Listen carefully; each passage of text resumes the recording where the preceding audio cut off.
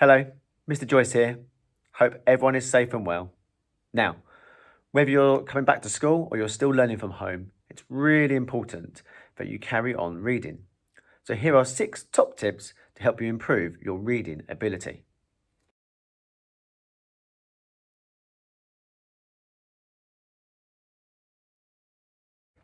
Number 1 is to read a wide variety of books and texts, whether it's the latest David Walliams book or other books from well-known authors such as Michael MORPURGO, Dick Smith, to reading non-fiction books about a range of topics. Try a classic book. There's plenty of abridged, shortened versions out there that are available to children, as well as looking at things like websites, newspapers, and even lyrics to your favourite song. However, that doesn't mean you can't read what you want, which leads me to top tip number 2.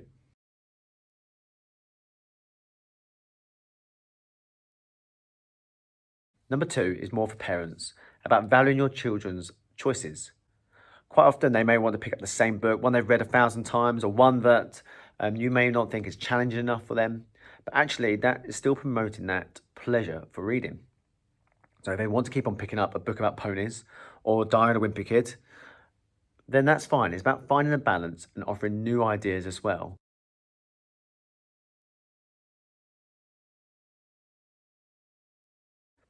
Top tip number 3 is to listen to audiobooks. There are so many different choices out there, and even better, you can use your smartphone or your tablet to access them.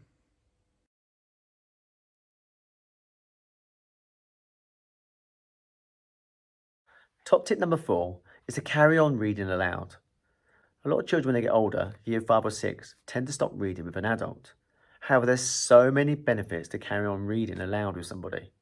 At the same time, get that adult to read aloud to you.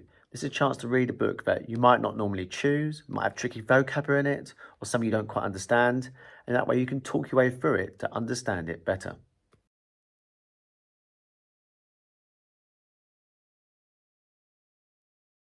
Top tip number 5 is to use pictures to tell stories. Now, usually you might think that picture books are just for younger children, but they're a fantastic way for older children to improve their reading ability. Using pictures to talk about what's happening, what the characters might be thinking, what might happen next. You might use a photo or a picture on its own, or an illustration from a picture book.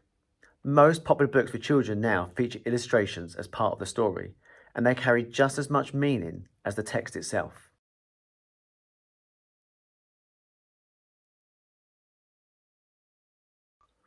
My final top tip is to read between the lines. So when you're reading a text, you're reading it for meaning. You're thinking about what that text is telling you and what it's about. Right, that's all from me now. Until next time, goodbye.